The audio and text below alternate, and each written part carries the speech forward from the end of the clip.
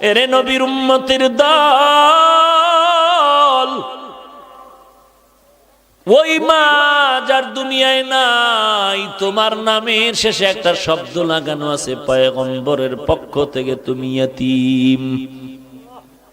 এতিমের দাম কত জানো? আমার মায়ার নবী রহমাতুল লিল আলামিন দুনিয়াতে এসে আব্বাকে আব্বা বলে ডাক দিতে পারেননি। কেমন মায়ার নবী আমার মায়ার নবী একদিন বিকাল বেলা মাঠের পার্শ্বে বসে বাচ্চারা খেলাধুলা করে, নবীও শিশু বয়সে দেখে বাচ্চাদের খেলা। নবীর মনে খেলার কোনো আগ্রহ নাই, কারণ আল্লাহ 4 বার কুদরতি অপারেশন করে করে দুনিয়ার সব চাহিদা নষ্ট করে দিয়েছে। মায়ার নবী দেখতেছেন যখন সন্ধ্যা গনিয়ে আসছে, সব ছেলেদের বাবারা এসে ছেলেদের কোলে নিয়ে বাড়িতে রওয়ানা। আমার মায়ার নবী ডানে তাকায় আর বামে তাকায়, খুঁজে আমার বাবাই কই, আমার বাবাই কই। আমার নবী চোখের পানি ছেড়ে কান্না করেন, এই ছেলেদের বাবা আছে, আমার বাবাই কই।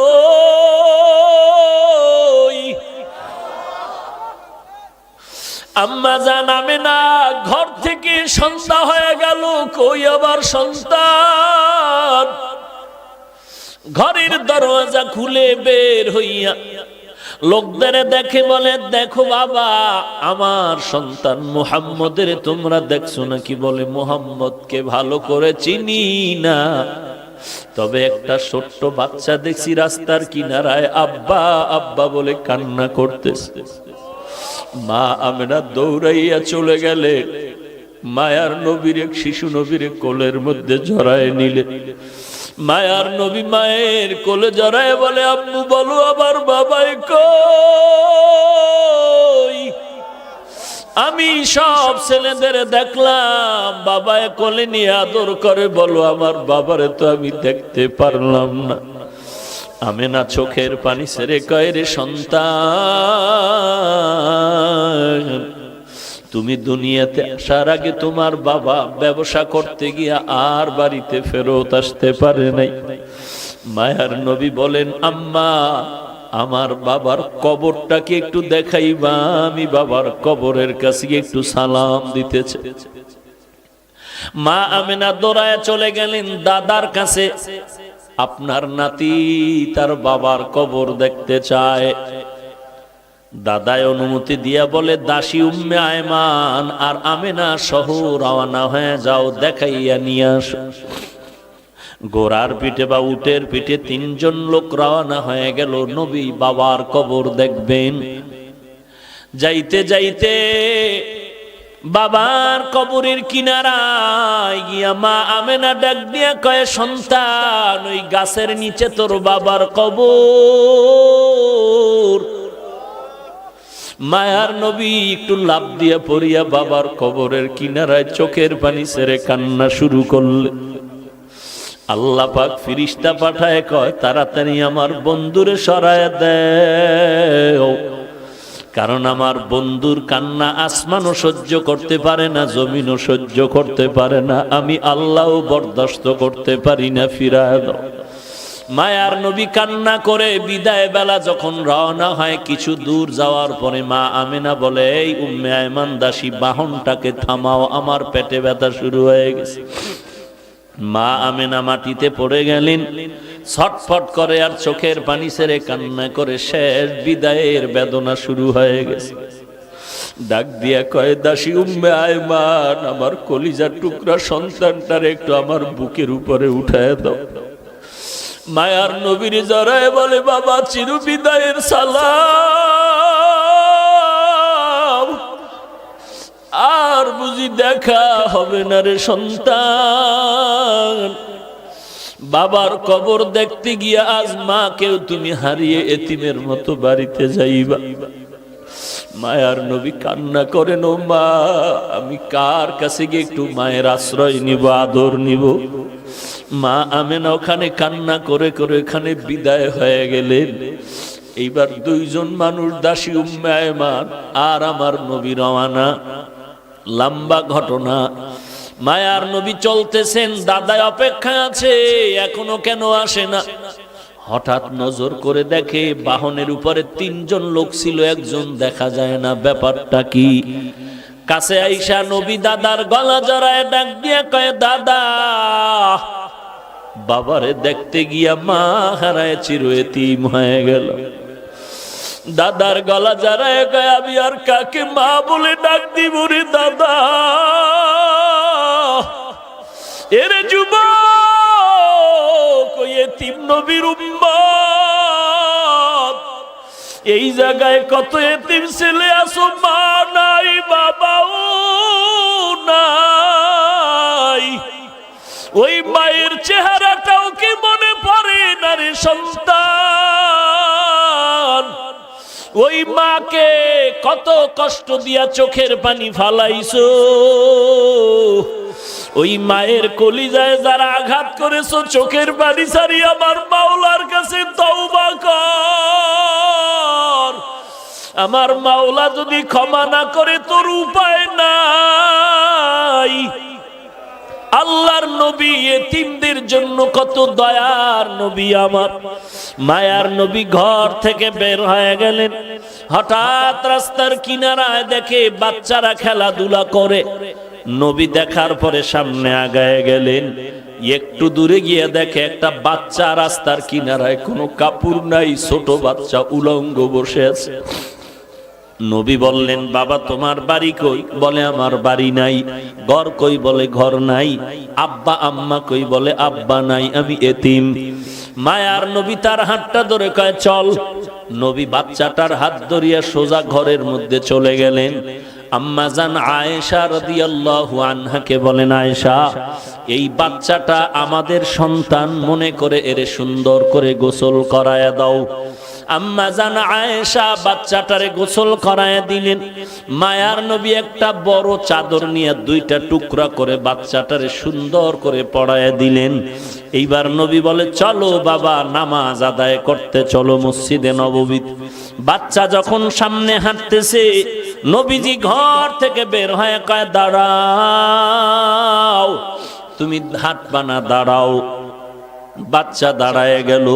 মায়ার নবী বসে গেলেন আর বলেন, বাবা আমিও মা হারা বাবা হারা এতিম, তুমিও চূড়ান্ত মা বাবা হারা এতিম। আমি আজকে তোমার একটু খেদমত করতে চাই, তোমার কদমটা মাটিতে দিও না, তুমি আমার কাঁধের উপর উঠে বসো। আমি তোমারে কাঁধে করে আজ মসজিদে নিয়ে যাই, আর কিয়ামত পর্যন্ত দুনিয়ার মানুষের এই বয়ান দিতে থাকবো যে মায়ার নবী এতিমের কত দরদি হয়েছিলেন। বাচ্চা বলে, না আমি কাঁধের মধ্যে উঠবো না। নবী বলেন, উঠো। শেষ পর্যন্ত বাচ্চাটারে কাঁধের মধ্যে নিয়া মায়ার নবী এবার মসজিদের দিকে রওয়ানা। এইবার ওই যে খেলাধুলা করতেছিল বাচ্চারা, ওরা যখন দেখলো ওই বাচ্চাটা রহমাতুল লিল আলামিনের বরকতি কাঁধের উপরে, বাচ্চাগুলো আফসোস করে যে আজ ওর কপাল কত ভালো,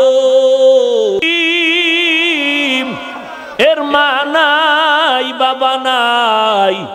আমিও বড় এতিম, আমি মা হারাইলাম, আমি বাবা হারাইলাম, আমার কেউ নাই। আমি বাচ্চাটারে আদর করে মাথায় হাত দিয়া দোয়া করে দেই, উম্মতের জানায় দিয়েন আপনারা, একটা এতিম বাচ্চা যদি হাতে পায় আর এর মাথায় হাত বুলায় যদি কেউ দেয়, মোহাব্বতের নজরে ওই সমপরিমাণ হাতের নিচে চুল বরাবর নেক আল্লাহ তার আমল নামায় দান করবেন।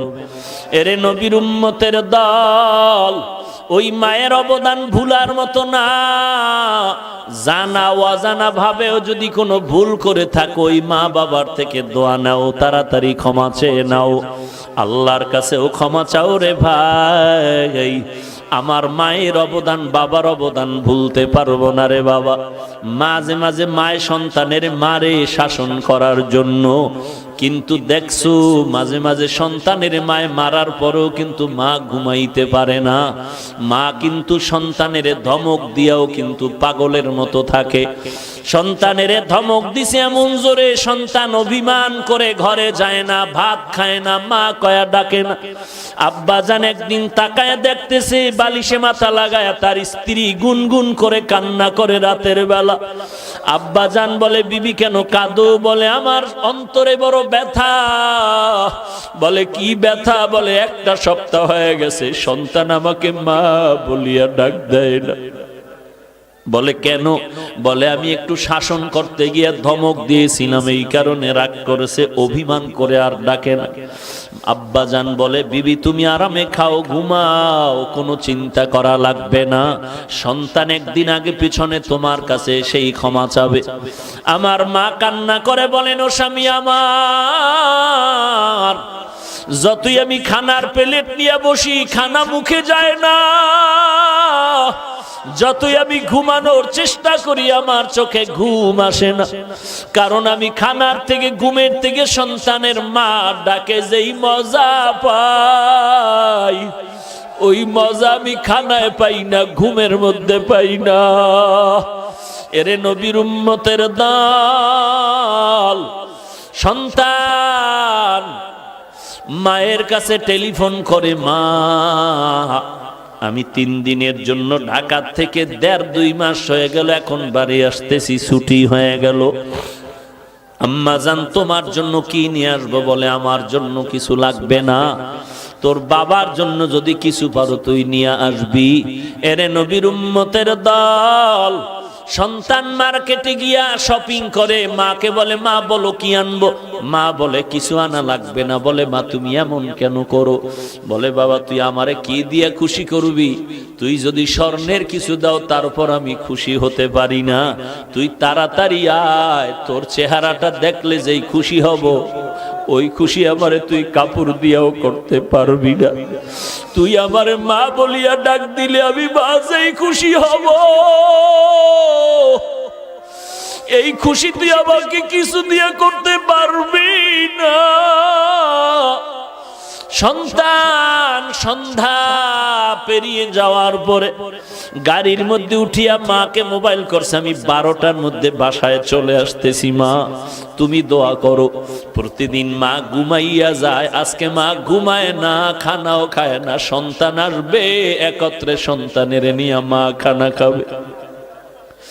ঘড়ির কাঁটার দিয়ে তাকায় আর দেখে কখন 12টা বাজবে, সন্তান আইসা মা বলে ডাক দিবে।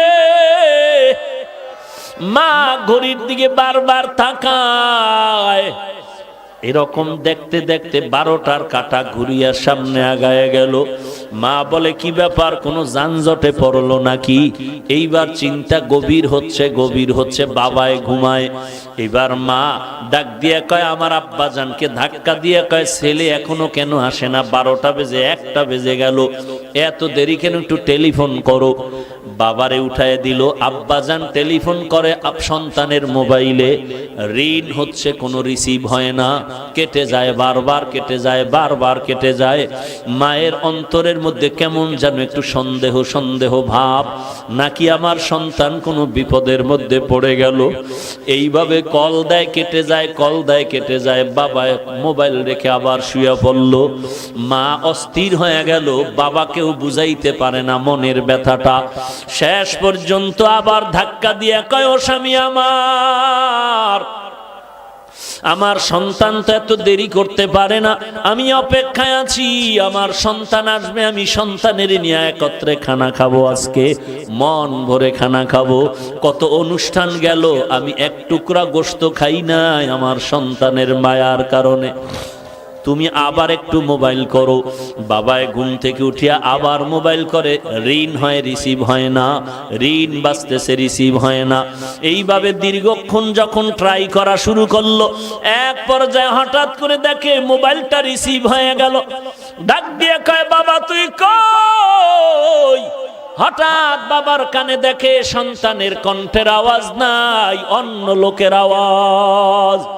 ডাক দিয়া বলে, কে আপনি? বলে মোবাইলওয়ালার বাবা। বলে তাড়াতাড়ি অ্যাম্বুলেন্স নিয়ে আসো, তোমার সন্তান এখন পরকালের লাশ হইয়া মাটিতে পড়ে আছে। গাড়িতে উঠছে, গাড়ি অ্যাক্সিডেন্ট হয়ে রাস্তার পাশে গাছের সাথে বেজে আছে, মানুষ রক্তাক্ত হয়ে গেছে। বাবায় মোবাইলটা ফালায় বেউসায় বিছানায় পড়ে গেল। মা বলে কি খবর আমার সন্তানের? বলে তোমার সন্তানের অবস্থা খারাপ। মা এমন একটা চিৎকার দিয়া রাস্তায় বের হইয়া ঘরের দরজা দিয়া চিল্লায় বলে তোরা কে কোথায় আছো?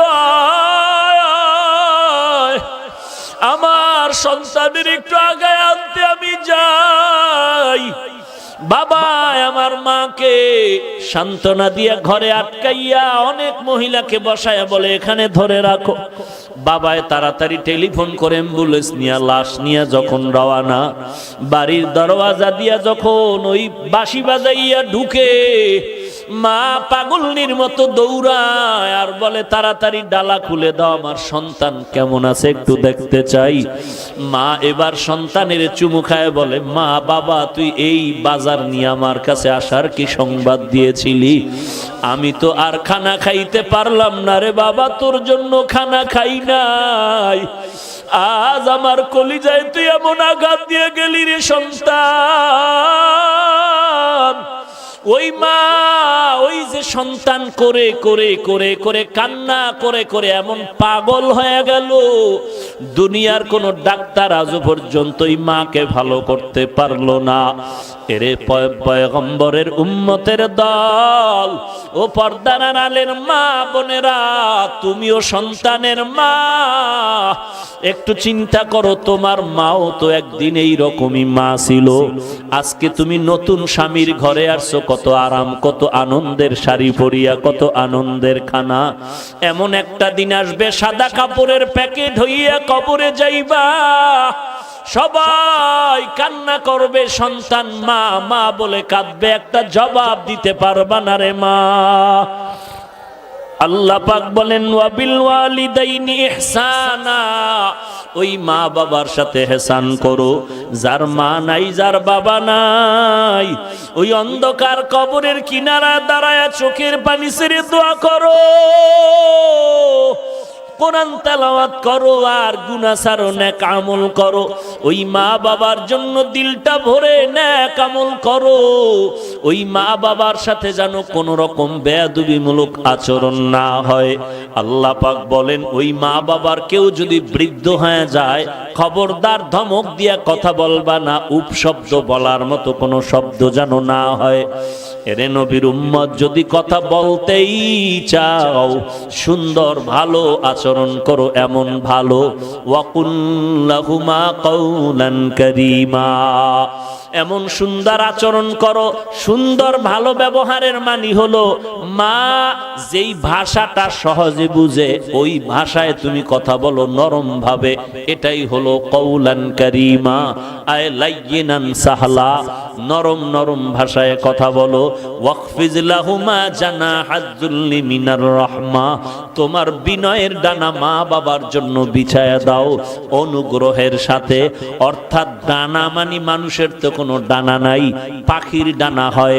আল্লাহ কেন বললেন সন্তান তুমি বিনয়ের ডানা বিছায়া দাও?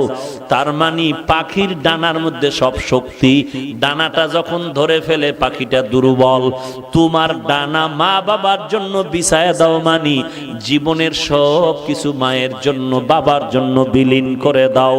তাও আবার মিনার রহমা, মানুষের চাপে না, সমাজের চাপে না, মিনার রহমা অনুগ্রহের সাথে, মনের মধ্যে কষ্ট নিয়ে মানুষকে দেখানোর জন্য করবা না, যা করবা দিলের মোহাব্বত নিয়ে করবা। অকুর রব্বির হামহুমা কামা রব্বায়ানি সগীরা, ওই মা বাবার জন্য প্রাণ খুলে আল্লাহর কাছে কান্না করে দোয়া করবা।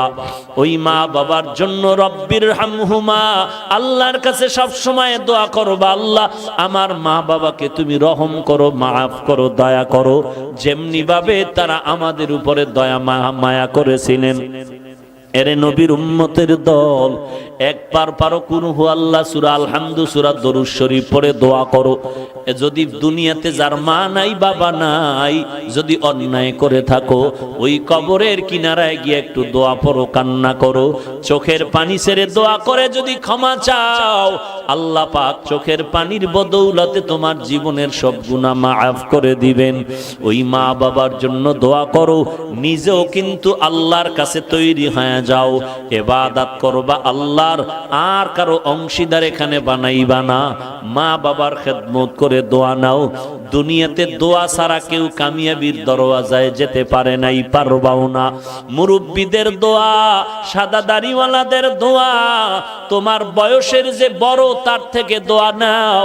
গায়ের জোরে রাগ করে বাহাদুরি করে গাদ্দারি আর বেয়াদবি করতে পারবা, কারো থেকে দোয়া নিতে পারবা না।